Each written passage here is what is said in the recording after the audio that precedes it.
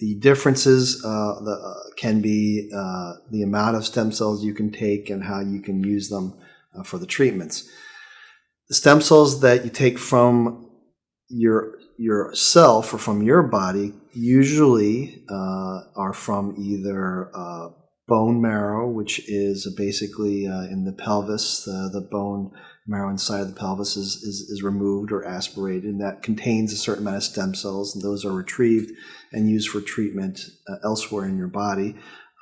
Some physicians use fat, which you take from beneath the skin and take those stem cells out and use those for treatment.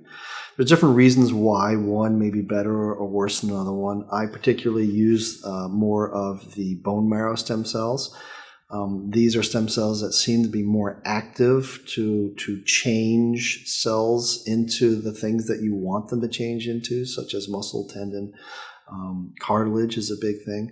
And the bone marrow comes with other factors that help those stem cells do that treatment more adequately. So the treatment seems to be more effective if you use the bone marrow stem cells as opposed to the fat stem cells.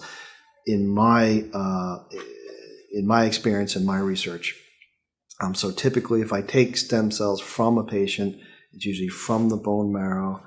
You remove those cells from the bone marrow and then re-inject those cells in the patient in the place where you want the treatments to work. The other type of treatments that we also use are these stem cells from other patients, and that's called allograft.